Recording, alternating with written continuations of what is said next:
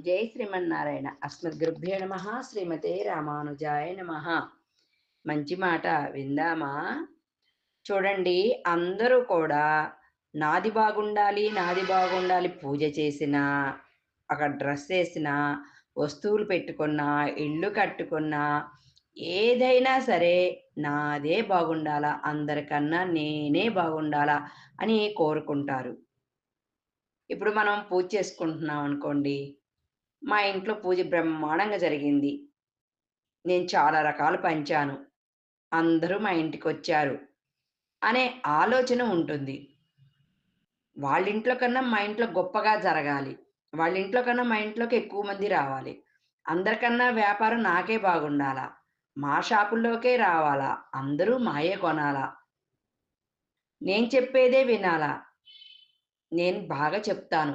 నేను బాగా మాట్లాడతాను అనే భావాన్ని మనం వదిలిపెట్టి, స్వామి, ఇదంతా నీ దయ.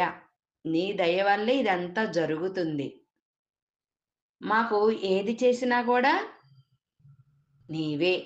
నీట ముంచినా, పాల ముంచినా నీవే స్వామి అనే భావం అందరిలో కలిగి, అందరూ స్వామిని వేడుకోవాలి.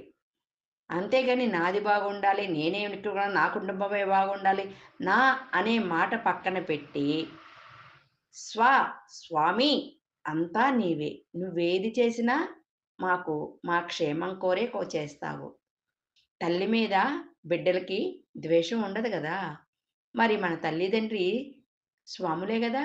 అమ్మవారు, అయ్యవారే గదా! వారికి మన మీద ద్వేషం ఉంటుందా? మన కష్టాలొచ్చినియంటే మన కర్మ తొలగిపోతుందని భావం జేసుకోవాలి గానీ, నిన్ను పూజ చేస్తుంటే నాకెందుకు ఇన్ని కష్టాలని చెప్పి స్వామిని అడగకూడదు. అందరం ఆ స్వామినే వేడుకుందాం. కష్టమొచ్చినా, సుఖమొచ్చినా నీవే దిక్కు. అంత సర్వంతర్యామి ఆ నారాయణుడే అని చెప్పుకోవాలి.